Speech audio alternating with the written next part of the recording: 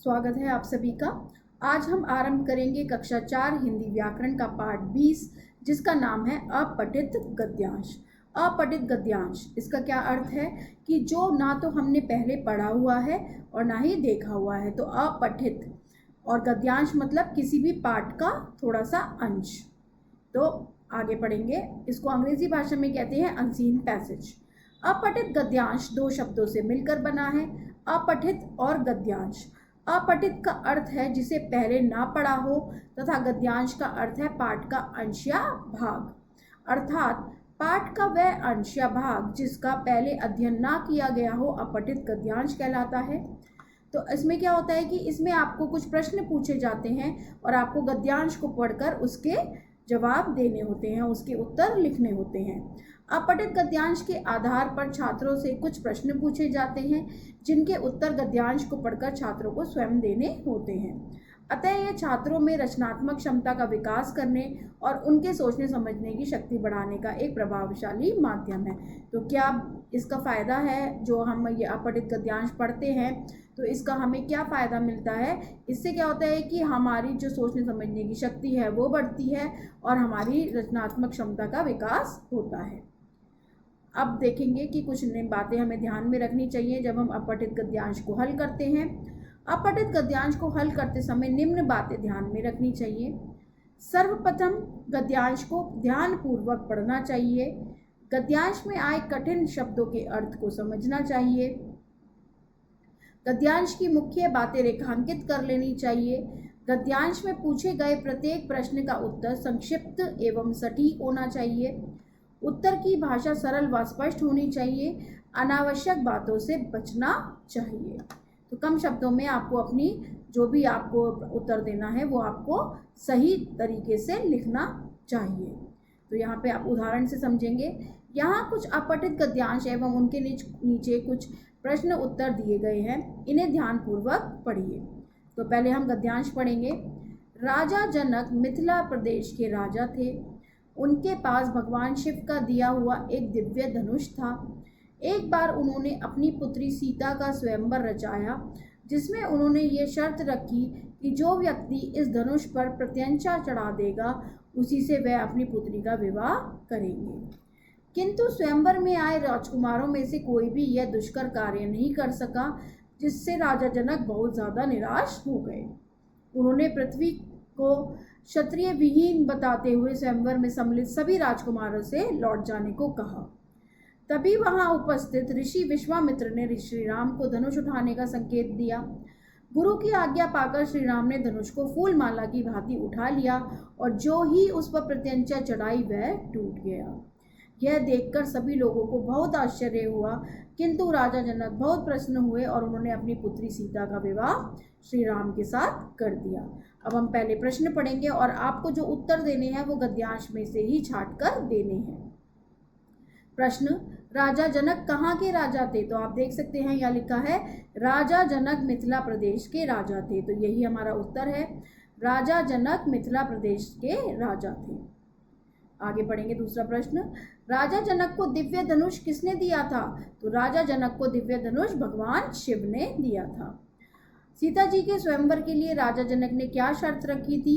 कि सीता जी के स्वयंवर के लिए राजा जनक ने शर्त रखी कि जो व्यक्ति भगवान शिव के दिव्य धनुष पर प्रत्यंचा चढ़ा देगा उसी से सीता का विवाह होगा। राजा जनक ने पृथ्वी को क्षत्रिय विहीन कब कहा? जब स्वयंवर में उपस्थित कोई भी राजकुमार भगवान शिव के दिव्य धनुष पर प्रत्यंचा ना चढ़ा सका, तब निराश होकर राजा जनक ने पृथ्वी को क्षत्रिय विहीन कहा। श्री राम को धनुष उठाने का संकेत किसने किया? श्री राम को धनुष उठाने का संकेत ऋषि विश्वामित्र ने किया। तो हमने यहाँ से उत्तर जो भी लिखे हैं वो सब गद्यांश से पढ़कर ही लिखे हैं। दूसरा उदाहरण देखेंगे।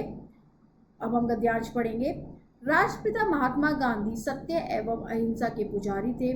उनका जीवन त्याग, तपस्या, दया और शांति का अनुपम उदाहरण है। उन्हीं के नेतृत्व में हमारा राष्ट्र स्वतंत्र हुआ। उन्होंने जाति पाति, ऊंच नीच और धर्म के आधार पर किए जाने वाले भेदभाव एवं आडंबरों को जमकर विरोध किया। साथ ही लोगों को सदैव सत्य एवं अहिंसा के मार्ग पर चलने की प्रेरणा दी। देश में स्वतंत्रता का सूर्योदय करने के लिए उन्होंने अनेक आंदोलन भी चलाए। जिनमें असहयोग आंदोलन, स्वदेशी आंदोलन तथा सविनय अवज्ञा आंदोलन प्रमुख हैं। स्वतंत्रता आंदोलन के महत्वपूर्ण भूमिका निभाने तथा आजीवन अपने आदर्शवादी विचारों एवं सिद्धांतों का पालन करने के लिए महात्मा गांधी का नाम इतिहास में सदैव अमर रहेगा। तो अब हम इसके प्रश्न पढ़ेंगे और गद्यांश से छांटकर इसके उत्तर लिखेंगे। सत्य एवं अहिंसा के पुजारी कौन थे? तो आप देख सकते हैं यहाँ पर लिखा है, राष्ट्रपति महात्मा गांधी सत्य एवं अहिंसा के पुजारी थे। तो यहीं से हम उत्तर अपना लिखेंगे। दूसरा प्रश्न देखेंगे, महात्मा गांधी ने लोगों को किस मार्ग पर चलने की प्रेरणा दी? तो आप देख सकते हैं यहाँ लिखा है, लोगों को सदैव सत्य एवं अहिंसा के मार्ग पर चलने की प्रेरणा दी। तो आप इस तरीके से लिखेंगे उत्तर, महात्मा गांधी ने लोगों को सत्य एवं अहिंसा के मार्ग पर चलने की प्रेरणा दी। तीसरा प्रश्न देखेंगे, महात्मा गांधी द्वारा चलाए गए किन्हीं दो आंदोलनों के नाम लिखिए। तो आप देख सकते हैं यहाँ पर दिए गए हैं, अवज्ञा आंदोलन, स्वदेशी आंदोलन और असहयोग आंदोलन। तो आप इनमें से कोई भी दो लिख सकते हैं। तो हमने यहाँ पर लिखा है असहयोग आंदोलन और स्वदेशी आंदोलन। तो इसमें इतना ही पढ़ेंगे अपठित गद्यांश में। अब हम देखेंगे हमने क्या सीखा इस अध्याय से। हमने सीखा, पाठ का वह अंश या भाग जिसका पहले अध्ययन ना किया गया हो अपठित गद्यांश कहलाता है। अपठित गद्यांश छात्रों में रचनात्मक क्षमता का विकास करने और उनकी सोचने समझने की शक्ति को बढ़ाने का एक प्रभावशाली माध्यम है। गद्यांश को हल करते समय उसकी मुख्य बातें रेखांकित कर लेनी चाहिए। अब अभ्यास की ओर बढ़ेंगे, आओ करके देखें। ये हमें अपने आप करना है। गद्यांशों को पढ़कर पूछे गए प्रश्नों के उत्तर दीजिए। एक बंदर पेड़ पर बैठा हुआ वर्षा में भीग रहा था। उसी पेड़ पर एक बया अपने घोंसले में बैठी वर्षा का आनंद ले रही थी। अचानक उसकी दृष्टि कांपते हुए उस बंदर पर पड़ी। क्या पड़ी उसकी दृष्टि? उसकी दृष्टि उस बंदर पर पड़ी। बंदर को इस हाल में देखकर बया को उस पर बहुत दया आई। वह बंदर से बोली कि बंदर भैया, इस तरह तो आप बीमार पड़ जाएंगे। यदि मेरी बात मानो तो आप भी मेरी तरह एक अच्छा सा घर बनाकर रहो। बया की बात सुनकर बंदर को लगा कि बया सहानुभूति दिखाने के बहाने उसकी खिल्ली उड़ा रही है या उसको सलाह दे रही है। इसलिए उसने गुस्से में आकर तत्काल ही बया का सुंदर घोंसला तोड़कर फेंक दिया। बंदर के प्रति दया दिखाना बया को बहुत महंगा पड़ा। तो ये हमने पढ़ा गद्यांश। अब हम इसके देखेंगे प्रश्न। बंदर और बया कहाँ बैठे हुए थे? बंदर और बया पेड़ पर बैठे हुए थे। बया की दृष्टि किस पर पड़ी? बया की दृष्टि कांपते हुए बंदर पर पड़ी। तीसरा प्रश्न देखेंगे, बया ने बंदर से क्या कहा?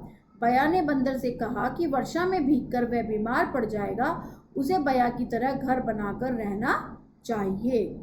चौथा देखेंगे, बया की बात सुनकर बंदर ने क्या किया? बया की बात सुनकर बंदर को बहुत गुस्सा आया और उसने बया का घोंसला तोड़कर फेंक दिया।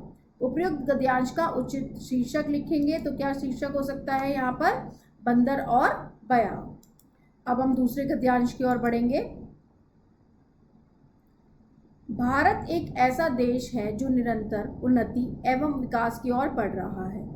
इसके नगरों एवं शहरों में प्रतिदिन विकास की नई नई योजनाओं को साकार रूप प्रदान किया जाता है, किंतु यह एक विचारणीय विषय है कि इसके लगभग 70% ग्रामीण जनसंख्या अपनी दयनीय स्थिति के कारण आज भी पिछड़ी हुई है।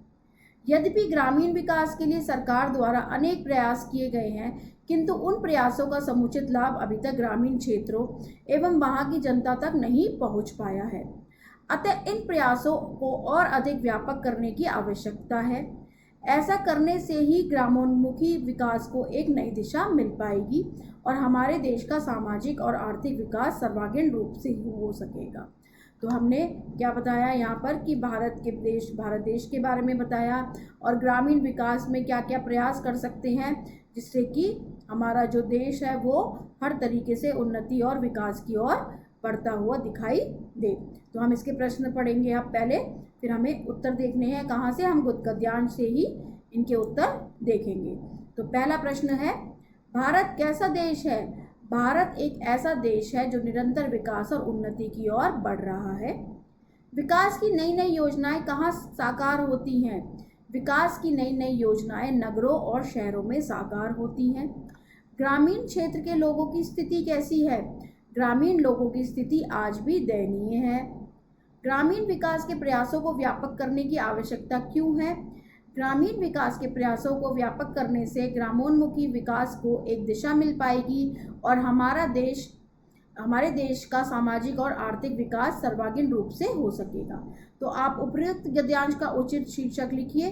भारत ग्रामीण विकास इसका एक उपयुक्त शीर्षक हो सकता है। आप अपने मन से भी यहाँ पर कोई शीर्षक लिख सकते हैं।